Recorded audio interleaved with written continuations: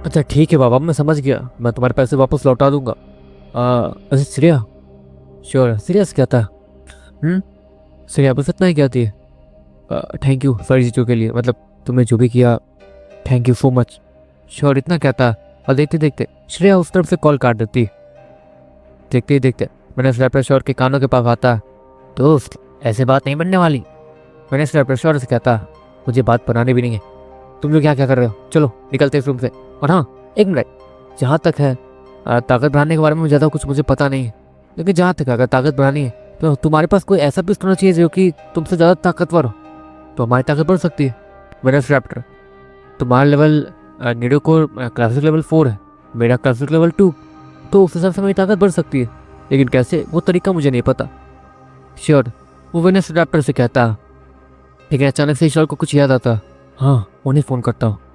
Sure इतना कहता क्योंकि वो जो भी थे उनका नंबर अब श्योर के पास था। श्योर प्रिंसिपल रंजित को फ़ोन लगाता। हेलो प्रिंसिपल, सर क्या आप मुझे ये बता सकते हैं कि हम लोग अपने नीडो कोर का लेवल कैसे बढ़ा सकते हैं? श्योर इस्माइल के साथ प्रिंसिपल रंजित से पूछता। प्रिंसिपल रंजित वो हंसने लगते हैं। अच्छा ऐसी बात है, तो तुम्हें अब अपनी ताकत बढ़ानी है। ठीक है, तुम्हारा लेवल अगर 1 या 2 है, जो कि तुम्हारा लेवल शायद 2 था, अगर तुम्हारे पास कोई ऐसा बिफ्ट हो जिसका लेवल 3 या 4 हो, तो तुम उसके नीडो को लिक्विड को निकाल सकते हो। नीडो को इंजेक्शन की वजह से, नीडो को लिक्विड वाले इंजेक्शन से तुम उसके नीडो को लिक्विड को निकाल के अपने नीडो को में इंजेक्ट करना। हाँ उससे तुम्हें थोड़ा दर्द होगा, लेकिन क्योंकि तुम ऐसे बीस्ट का नीडो को लिक्विड इस्तेमाल कर रहे हो जो कि तुम्हारा तुमसे ज़्यादा ताकतवर था, और उस नीडो को लिक्विड का लेवल भी ज़्यादा है, तो उस नीडो को लिक्विड के इस्तेमाल से तुम्हारे नीडो कोर की ताकत बढ़ेगी और नीडो कोर के साथ साथ तुम्हारी बढ़ेगी। ऐसा समझ लो जैसे कि मान लो तुम्हारे पास कोई क्लासिक लेवल 4 का बीस्ट है और तुम लेवल 2 पे हो। अगर तुम क्लासिक लेवल 2 पे हो तो तुम तब तक अपने बीस्ट का इस्तेमाल कर सकते हो ताकत बढ़ाने के लिए, जब तक तुम क्लासिक लेवल 4 पर नहीं पहुंच जाते, क्योंकि तुम्हारा बीस्ट भी वहीं पे है। और अगर तुम्हारा बीस्ट धीरे धीरे ताकतवर होता है, जिसे तुम्हें ही ताकतवर बनाना पड़ेगा नीडो को लिक्विड दे दे के, तो ऐसे होता है तुम अपना नीडो को लिक्विड भी अपने बीस्टों के साथ शेयर कर सकते हो, अगर तुम ज़्यादा ताकतवर हो, तुम्हारे बीस्ट कमजोर है तो। और हाँ श्योर, कमजोर बीस्तों को मार के या फिर उससे लड़के कोई फायदा नहीं होता, क्योंकि अगर तुम्हें ताकतवर बनना है तो तुम्हें खुद से ज़्यादा ताकतवर बीस्तों से ही लड़ना होगा। खुद से ज़्यादा ताकतवर बीस्तों से लड़ोगे तो ही उनके ताकतवर नीडो को लिक्विड को हासिल कर पाओगे। और ताकतवर नीडो को लिक्विड मतलब तुम अपने नीडो को उस लिक्विड को इंजेक्ट करने के बाद अपनी ताकत बढ़ा सकते हो। ऐसा सीन है। प्रिंसिपल ने श्योर को समझाते हुए कहते हैं, नीडो को लिक्विड वाला इंजेक्शन, हाँ ठीक है मैं समझ गया। श्योर इतना कहता और कॉल कट करने के बाद वो इंटरनेट पे नीडो को लिक्विड वाला इंजेक्शन सर्च करने लगता। काफ़ी जगह ढूंढा ढांडी के बाद श्योर को वो इंजेक्शन मिल जाता, और वैसा ही इंजेक्शन अनन्या के रूम में भी रखा हुआ था। श्योर उसमें से एक इंजेक्शन निकालता और वेनस डॉक्टर के पास जाता। नहीं नहीं, मुझे दर्द होगा। वेनस डॉक्टर डरते हुए और पीछे जाते हुए कहता, अरे इसमें दर्द नहीं होता, इसमें साफ साफ लिखा है कि दर्द नहीं होगा किसी भी बीस्ट को। किसी बीस्ट को कुछ पता भी नहीं चलता जब ये उसके बॉडी में जाता है तो। श्योर इस्माइल के साथ वेनस डॉक्टर से कहता, लेकिन ये साफ साफ सुई जैसा दिख रहा है, मतलब दर्द तो होगा ना, चुभेगा ना, और तो और नीडो को तो उससे और दर्द ज़्यादा दर्द होगा। मैंने फिर से डरते हुए कहता, घबराओ मत, दर्द सिर्फ मेरे लिए होगा, क्योंकि ह्यूमंस के नीडो को बहुत ज़्यादा सेंसिटिव होते हैं उनके दिल की तरह, तो इस तरीके से दर्द मुझे सहना है। अब जो मुझे ताकतवर बनना है तो मुझे ही दर्द सहना होगा ना, तुम्हें दर्द सहने की कोई जरूरत नहीं। बताओ तुम्हारा नीडो कोर कहाँ है? श्योर इस्माइल के साथ मैंने डॉक्टर्स कहता, कोई भी बीस्ट अगर नीडो को जनरेट करता है तो वो नीडो कोर उसके किसी भी पार्ट में जनरेट हो सकता है, उसके बॉडी के किसी भी पार्ट में, उसके गले से लेकर नाक तक, उसके पेट पे या फिर उसके पूंछ में भी। इसे श्योर मैंने डॉक्टर्स कहता, ठीक है, ठीक है मेरे गले के पास। इतना कहने के बाद मैंने डॉक्टर एक जगह इशारा करता और श्योर वहाँ पर अपना नीडो को इंजेक्शन घुसा देता। मैंने डॉक्टर ने आंखें बंद कर रखी थी, लेकिन अचानक से मैंने डॉक्टर कुछ नोटिस करता। उसको नीडो को लिक्विड को निकाला जा रहा था, लेकिन मैंने डॉक्टर उससे कुछ महसूस नहीं हो रहा था। देखते देखते श्योर नीडो को लिक्विड निकाल लेता और उस नीडो को लिक्विड को अच्छे से ऑब्जर्व करके देखने लगता। अपने कमरे में चलते श्योर मोटे की ओर मैंने डॉक्टर से कहता। देखते देखते वो तीनों अपने कमरे में आ जाते हैं। श्योर तैयार हो? मैंने डॉक्टर श्योर से कहता, हाँ तैयार तो हूँ। इतना कहने के बाद श्योर अपने शर्ट को उतारता। इसके बाद देखते देखते श्योर अपने उस नीडो को इंजेक्शन को अपने दिल से थोड़ा नीचे ले जाता, ताकि वो उसे अपने सीने में इंजेक्ट कर सके। लेकिन श्योर को सच में डर लग रहा था, क्योंकि उसे दर्द होगा। मुझे ये नहीं हो रहा, श्योर नीरू को इंजेक्शन को नीचे रखते हुए कहता, पागल हो गए हो क्या?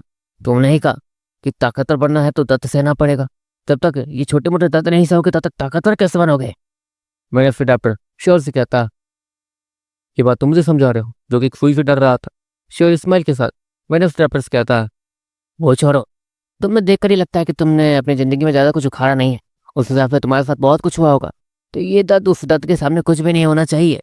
मैंने उस डॉक्टर श्योर से कहता, और अचानक से श्योर की आंखों के सामने उसकी पूरी ज़िंदगी आ जाती, जहाँ पर उसे ज़िंदगी भर तंग ही किया गया था, उससे बुली किया गया था और उसे बहुत ज़्यादा परेशान किया गया था। ये सब सोचते हुए श्योर अपनी आंखें बंद करता और उस नीडल को इंजेक्शन को सीधे अपने नीडल कोर में इंजेक्ट कर लेता। देखते देखते उस नीडल को इंजेक्शन के अंदर जो लिक्विड था, जो कि क्लासिक लेवल 4 का था, वो श्योर के क्लासिक लेवल 2 के नीडल कोर में जाना शुरू हो जाता। देखते देखते जब श्योर उस नीडल कोर इंजेक्शन को निकालता तो थोड़ी देर तो कुछ नहीं होता, लेकिन अचानक से श्योर के आसपास हवा चलने लगती है। श्योर के स्किन के एक एक पार्ट से हवा निकल रही थी, जो कि बहुत ज़्यादा खुशबूदार थी और अच्छी लग रही थी। कोई भी अगर उस जगह पे आ जाए तो उससे बहुत ज़्यादा रिफ्रेश लगेगा। श्योर ये देखता है कि चारों तरफ तेजी से हवा चलने लगती है और देखते देखते वो पूरी हवा गोल गोल घूमने के बाद दोबारा से श्योर के बॉडी के अंदर एंटर कर जाती है। क्या हुआ, ताकत बढ़ी? श्योर हैरानी से कहता, जो ने ये सारी चीज़ें पहली बार एक्सपीरियंस की थी। श्योर दोबारा से नीडल को टेस्टिंग मशीन पर अपना हाथ रखता, फिर बहन के कमरे में जाने के बाद, और वहाँ पर इस वक्त क्लासिक लेवल 3 वो मशीन श्योर के हाथ रखते ही बोल देती, मेरा लेवल बढ़ गया, लेवल 2 से level 3, classic level 3, yes. Sure smile के साथ कहता और वेनस क्रैप्टर को गले लगा लेता, ज़्यादा खुश मत हो श्योर, ये बस शुरुआत है। तुमने बस अपने सफ़र की शुरुआत की है, तुम्हें आगे बहुत सारी चीज़ें देखनी है। वेनस क्रैप्टर श्योर से कहता, अब तक तुम्हें जो भी गिफ्ट मिले हैं वो तुमने अपने दम पे हासिल नहीं किए हैं। एक तरीके से हमारा दिल जीता है तुमने, ना ही कि खुद को साबित किया है हमारे सामने, समझे? वेनस क्रैप्टर श्योर से कहता और श्योर की बात समझते हुए अपने सर को हाँ में हिलाता। और हाँ, एक और बात, मेरा नीरू कोड क्लासिक लेवल 4 है, तो उस हिसाब से तुम ज़्यादा से ज़्यादा क्लासिक लेवल 4 पे ही जा पाओगे, 3 से 4 पे। उसका आगे बढ़ने के लिए तुम्हें ज़्यादा ताकतवर विस्तों का नीरू को लिक्विड चाहिए होगा। और अगर मुझे भी ताकतवर बनना है, जो कि मैं अब खुद ताकतवर नहीं हो सकता हूँ, और तुम मेरे मालिक बन चुके, तो तुम्हें हमें भी ताकतवर बनाना होगा। वेनस क्रैप्टर श्योर से कहता, हाँ उस वक्त तो देख लिया जाएगा। श्योर वेनस क्रैप्टर से कहता, अच्छा होगा या कि अग्नि नीरू को लिक्विड तुम इस मोटे कीड़े को दे दो, हो सकता है कि इसकी ताकत भी बढ़ जाए। ये भी लेवल 2 पे ही है ना, अगर लेवल 4 पे पहुंचा तो डिलर स्टोन बहुत ज़्यादा ताकतवर होते हैं, जहाँ तक मैंने सुना है। और हाँ, एक और बात, किसी बीस्ट के नीरू को लिक्विड को निकालने के बाद उसका नीरू को लिक्विड 24 घंटे बाद रिकवर हो जाता है। मतलब 24 घंटे के बाद तुम इस मोटे कीड़े को मेरा नीरू को लिक्विड दे सकते हो। मैंने उसके अपने श्योर से कहता, श्योर मोटे कीड़े की तरफ देखता, जो कि एक्साइटेड लग रहा था क्योंकि उसकी ताकत भी बढ़ेगी। श्योर, क्या तुम सच में मुझे भी ताकतवर बनाओगे? मैं इस रैपर श्योर से कहता, हाँ बाबा, तुम मेरी टीम मेंबर हो, तुम ताकतवर बनोगे तो मैं भी ताकतवर बनूंगा। श्योर स्माइल के साथ मोटे कीड़े को अपने हाथों में उठाते हुए कहता, तो ठीक है, अब से मैं ध्यान रखूंगा, 24 घंटे बाद जो एवोल्यूशन लिक्विड होगा इस वेनस रेप्टर का, वो मेरे पास आना चाहिए। अगर उसे तुमने इस्तेमाल किया तो मैं तुम्हारे नीडोकोर को ही खा जाऊंगा। श्योर किससे कहता और वो सभी हंसने लगते हैं।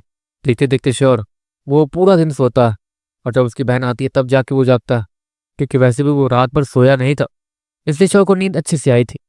श्योर सीधे रात में ही जागता, यहाँ पर उसकी बहन आ चुकी थी और डिनर तैयार कर रही थी। डिनर तैयार होने के बाद श्योर उसे खाते हुए बाबा अपने कमरे की तरफ देख रहा था, यहाँ पर उससे टाइम दिख रहा था, जिसमें 12 बजने वाले थे। श्योर, तुम ठीक से खा क्यों नहीं रहे हो? क्या खाना अच्छा नहीं बना है? अनन्या श्योर से कहती है, अरे नहीं दीदी, ऐसी बात नहीं है, वो बस मुझे नींद बहुत ज़्यादा आ रही है तो मैं सोना चाहता हूँ। श्योर स्माइल के साथ कहता है, लेकिन तुम्हारी आंखों को देख के नहीं लग रहा कि तुम्हें नींद आ रही है, मैं डॉक्टर हूँ, तुम मुझे उल्लू बना रहे हो। अनन्या श्योर से कहती है, अरे नहीं नहीं, ऐसी केस मतलब ये आप क्या कह रही? श्योर स्माइल के साथ कहता, हाँ वैसे तुम्हारे फ़ोन को चेक किया था, किसी लड़की का फ़ोन आया था, है ना? अनन्या श्योर से कहती है और शक भरी नज़र से श्योर को देखने लगती है, आप कैसी बातें कर रही? मैं तो भी बच्चा हूँ। वैसे हाँ, उस लड़की का फ़ोन इसलिए आया था क्योंकि उसने मेरे बिल्स वगैरह पेमेंट किए थे जब मैं हॉस्पिटल में था, तो मुझे उसके पैसे को लौटाने, वो मुझसे मेरे पैसे मतलब उसके पैसे वापस मांग रही थी जो कि उसने मुझ पर यूज़ किए।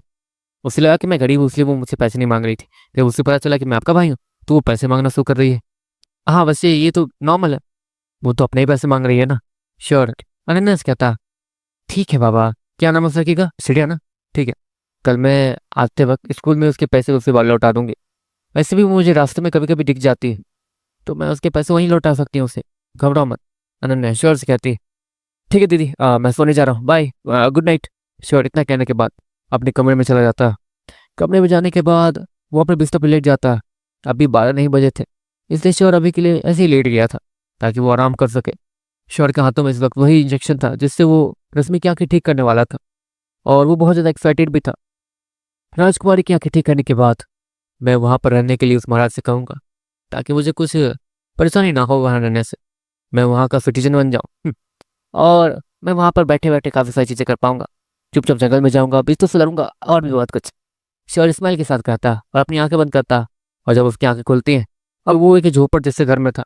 अरे यार 12 बज भी गए थे, लगता है मैं दोबारा सो गया था। श्योर अपनी जगह से उठते हुए कहता, जिसके बाद श्योर सीधे बाहर निकलता जहाँ पर श्योर को पूरे कबीले में कोई भी नहीं दिख रहा था। ये क्या है, पूरा कबीला खाली क्यों है?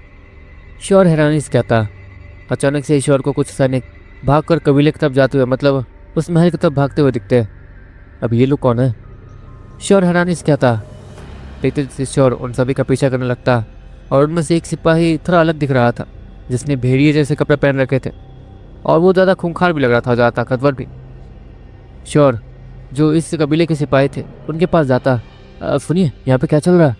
श्योर उस सिपाही के साथ भागते हुए कहता, तो पता नहीं, भेड़िया कबीले का वो राजकुमार आया है रश्मि को हाथ मांगने के लिए। लेकिन हाथ मांगने का नहीं, मुझे लगता है कि वो हाथ मांगने आया, वो बस उसे हासिल करना चाहता है और कैसे भी हासिल करके ही जाएगा लग रहा आज। वो सैनिक थोड़ा घबराते हुए कहता। श्योर भी थोड़ा चौंक जाता। ऑफकोर्स उसे ये चीज़ें सुनने को मिलेंगी श्योर को पता नहीं था। श्योर उस सैनिक के साथ दौड़ते हुए सीधे कबीले पहुंच जाता, जहाँ पर वो सारे सैनिक अपने अपने जगह ले लेते हैं। और अचानक से श्योर उस सामने देखता है जहाँ पर सारे कबीलेवासी इस वक्त बैठे हुए थे, और बीच ग्राउंड में 2 लोग लड़ रहे थे। पहले वाले को तो श्योर जानता था, जो कि था राजकुमार अमन, और दूसरा वो था कोई और, शायद वही पीड़ा कबीले का राजकुमार। श्योर ये सब देखने के बाद धीरे धीरे आगे बढ़ने लगता, और वहीं एक जगह देखने के बाद बैठ जाता और सामने का नज़ारा देखने लगता। यहाँ पर वो राजकुमार अमन से लड़ रहा था, और अमन लगातार उस भेड़िया कबीले के राजकुमार से मार खाया जा रहा था। तुम अपने आप को राजकुमार कहते हो? तुम्हें पीट कर तो ऐसा लग रहा है जैसे कि मैं किसी गली के कुत्ते को पीट रहा हूँ। राजकुमार, वो भेड़िया कबीले का राजकुमार, इतना कहते हुए राजकुमार अमन को एक जोरदार लात मारता, जिसको इससे राजकुमार अमन दूर जाके गिरता और उसके मुँह से खून निकलता और वो वहीं बेहोश हो जाता है। देखते देखते वहाँ पर कुछ सैनिक आते हैं और राजकुमार अमन को वहाँ से उठा के ले जाते हैं। अजीब बात है, जहाँ तक इन दोनों को जानता हूँ मैं, ये दोनों ही राजकुमार बहुत ज़्यादा सनकी हैं, और उनकी कोई ऐसे बेइज्जती कर रहा है फिर भी ये दोनों शांत, इतने साथ, ये कैसे? श्योर हैरानी से कहता। अगले पल ग्राउंड में राजकुमार कार्तिक कूदते हुए आता और सामने उस भेड़िया कबीले के राजकुमार को देखने लगता। हे भगवान, पता नहीं आज इस लड़ाई में कौन जीतेगा। अगर वो भेड़िया कबीले का राजकुमार विवेक जीत गया तो वो रश्मि को यहाँ से ले जाएगा, और अगर राजकुमार कार्तिक जीते तो वो अपनी बहन को बचा सकते हैं। अरे छोड़, वो नहीं बचा पाएगा अपनी बहन को। अगर वो जीत भी गया तो अभी वो भेड़िया कबीले का वो राजकुमार विवेक वो ज़बरदस्ती रश्मि को आज उठा के ले ही जाएगा। बहुत कमीना है ये, और इसका बाप वो तो इससे बड़ा कमीना है। कुछ लोग ऐसे ही बीच में बैठ कर बातें कर रहे थे, और उनकी बात सुन पा रहा था। अच्छा तो ये मामला है, लेकिन ये तो बहुत ज़्यादा गलत है। श्योर हैरानी से कहता और रश्मि को देखता, जो कि डरी सहमी सी बैठी हुई थी और सामने उस कमीने को देख रही थी, जो कि उससे अच्छे नज़र से तो बिल्कुल नहीं देख रहा था। राजकुमार कार्तिक, आपको अपनी शर्त याद तो है ना? अगर मैं इस लड़ाई को अब जीत जाता हूँ तो आपको अपनी बहन की शादी मुझसे करानी होगी, और वैसे भी मैं ये शर्त रखना नहीं चाहता था। मैं चाहता था ज़बरदस्ती तुम्हारी बहन को तुम्हारे सामने से उठा के ले जा सकता हूँ, तुम अच्छे से जानते हो। लेकिन क्या है ना, कुछ नियम भी होते हैं। अब इस रश्मि को यहाँ से जीत के ले जाऊँगा तो ज़्यादा खुशी मिलेगी। वैसे अगर मैं हारता भी हूँ तो भी मैं तुम्हारी बहन को ज़बरदस्ती उठा के यहाँ से ले ही जाऊँगा। वो राजकुमार विवेक राजकुमार कार्तिक को देखते हुए कहता।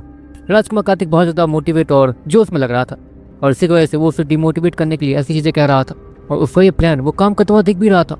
राजकुमार कार्तिक अब समझ चुके थे कि यहाँ पर उनके जीतने हारने से कोई फर्क पड़ेगा ही नहीं। वो ज़बरदस्ती उस रश्मि को ले ही जाएगा, मतलब उसकी बहन को। दूसरी तरफ श्योर को लग रहा था कि अब राजकुमार कार्तिक गुस्से में आ जाएंगे, लेकिन वो अभी पता नहीं क्यों शांत थे। पता नहीं क्यों राजकुमार कार्तिक अपने कबीले वालों की वजह से शांत है।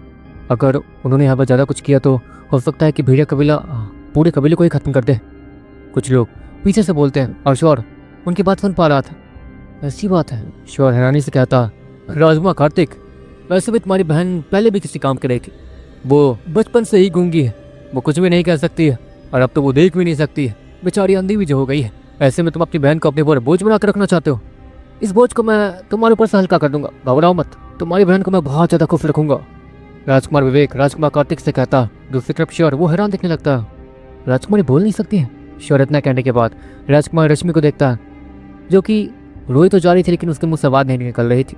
उस समय भी जब वो जहर राजकुमारी की आंखों में गया था तो भी वो चिल्ला नहीं पाई थी, वो बस तड़पते रह गई थी। और हाँ, उसे बहुत ज़्यादा दर्द हुआ था, लेकिन वो दर्द सिर्फ उसके चेहरे पर दिखा था, नहीं कि उसकी आवाज़ से निकला था। गलत, मेरी बहन कोई बोझ नहीं है। मैं चाहूँ तो ज़िंदगी भर उसे अपने साथ रख सकता हूँ और ज़िंदगी भर उसे बैठा के खिला भी सकता हूँ। राजकुमार कार्तिक गुस्से में कहता। शांत शांत राजकुमार कार्तिक, अब देखो क्या है ना, मैं अपने कबीले में बोल के आया हूँ कि आज तुम लोग की एक नई राजकुमारी आने वाली है। हाँ, पिछली 3 राजकुमारियाँ पता नहीं कहाँ चली गई और वो मिली नहीं मुझे कभी। पता नहीं, कुछ दिन तो साथ में थी लेकिन अचानक से कहीं गायब हो गई। वैसे घबराओ मत, रश्मि को गायब नहीं होने दूंगा मैं। वो पीड़ा कबीले का राजकुमार वो कार्तिक को देखते हुए कहता और कार्तिक को अभी ज़्यादा गुस्सा आने लगता। तो मुझे लगता है कि मेरी बहन मेरे ऊपर बोझ है।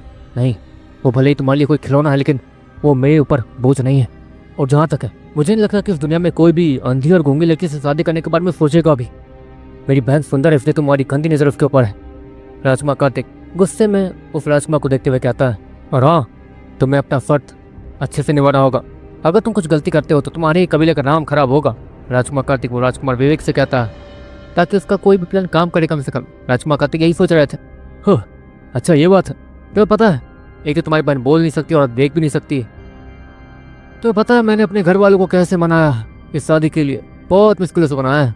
और अब अगर मैं खाली हाथ जाऊंगा तो क्या है ना, हमारी बेइज्जती हो जाएगी। पूरे कबीले में मैंने ढिंडोरा पीट दिया है कि आज नई राजकुमारी आने वाली है, और अगर मैं खाली हाथ गया तो मेरे घर वाले भी बुरा मान जाएंगे।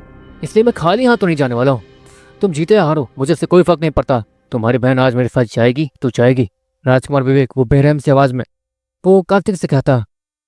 वो राजकुमार विवेक जानबूझ के कार्तिक के कॉन्फिडेंस को डगमगा रहा था, ताकि एक तरीके से वो बहुत ज़्यादा घबरा जाए और उसे ये लगे कि, और हाँ, उसका प्लान काम कर भी गया था। राजकुमार कार्तिक के मन में यही चल रहा था कि अगर वो जीता तो भी कोई फायदा नहीं होगा, वो इस जल्लाद के हाथों से अपनी बहन को नहीं बचा पाएगा। उसके दिमाग में यही चल रहा था। देखते देखते वो लड़ाई शुरू हो जाती है और श्योर वो फ्लाई को ध्यान से देखने लगता है। श्योर भी नहीं चाहता था कि राजकुमारी मतलब राजकुमारी रश्मि जैसी सुंदर लड़की ऐसे जल्लाद के हाथों जाए।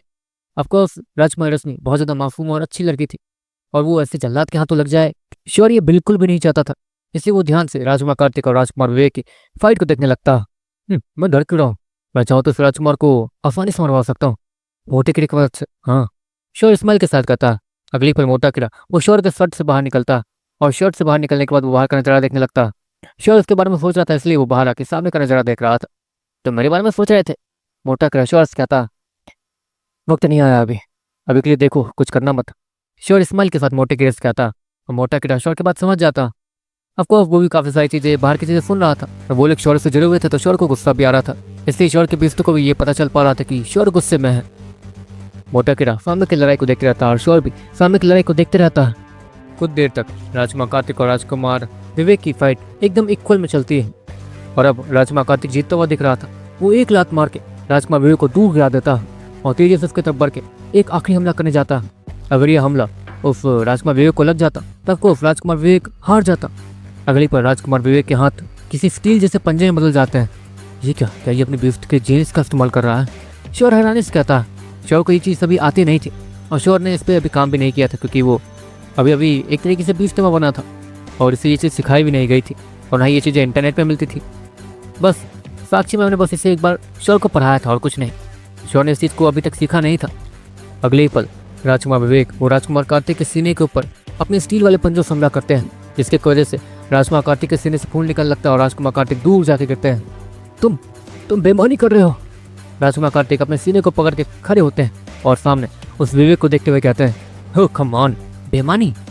देखो, अगर तुम जीतते हो तो भी मेरी ही जीत होगी, अगर मैं जीतता हूँ तो मुझे ज़्यादा अच्छा लगेगा, इसलिए बेईमानी लड़ाई में सब जाएगा दोस्त। लगता है तुम्हारे माँ बाप ने तुम्हें ये सिखाया नहीं है। राजकुमार विवेक इस्माइल के साथ कार्तिक को देखते हुए कहता है और तेजी से कार्तिक की तरफ बढ़ने लगता है। कार्तिक उसे अपने करीब आता हुआ देखता है।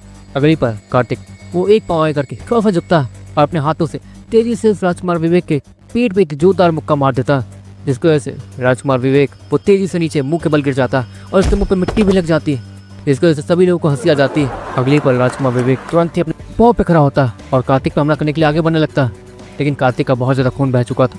अगली पल वो देखते देखते पीछे की तरफ गिर जाता है और उसके मुंह से खून भी निकलने लगता और वो बेहोश हो जाता। शिट यार, इससे बदला भी नहीं ले पाया मैं, मेरी बेइज्जती भी करवा दी हारते हारते। वो राजकुमार विवेक हैरानी से कहता और इसे गुस्सा भी आ रहा था। तो मैं जीत गया हूँ और तुम में से कोई क्या है जो मुझसे लड़ सकता है? अगर राजकुमार ही ऐसे हैं तो प्रजा कैसी होगी?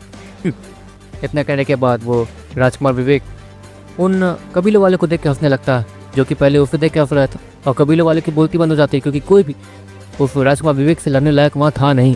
साला कमीना नाटक कर रहा है ना। अगर ये भेड़िया कबीले से नहीं होता तो हम सभी मिलकर इसे इतना मारते कि इनकी कबीले वाले आपस में फुसफुसाने लगते हैं। अच्छा ठीक है बाबा, ठीक है, अब मुझसे लड़ोगे और अगर जीत भी गए तो तुम्हें कुछ मिलेगा नहीं, यही सोच रहे हो ना? तो ठीक है, मैंने ऑलरेडी राजकुमारी रश्मि को जीत लिया है, तो मुझे जो भी हराएगा राजकुमारी रश्मि उसकी हो जाएगी। इतना कहने के बाद भेड़िया कबीले का वो राजकुमार सारे कबीले वाले को देखने लगता है और उसकी ये बात सुन के बाकी सभी को भी बहुत ज़्यादा गुस्सा आने लगता है। सभी लोग बहुत ज़्यादा गुस्से में दिख रहे थे। राजकुमारी रश्मि यहाँ की बहुत ज़्यादा चहेती थी, सभी की चहेती थी, लेकिन फिर भी ये कमीना राजकुमारी रश्मि को किसी सम्मान की तरह ट्रीट कर रहा था। देखते देखते उन्हें किसी एक कदमों की आवाज़ आती है, जो कि धीरे धीरे ग्राउंड की तरफ बढ़ रहा था। वो लड़का 14-15 साल का था और देखते देखते वो ग्राउंड के बीच में जाके खड़ा हो जाता और उस राजकुमार विवेक को एक टक ऊपर से नीचे देखने लगता।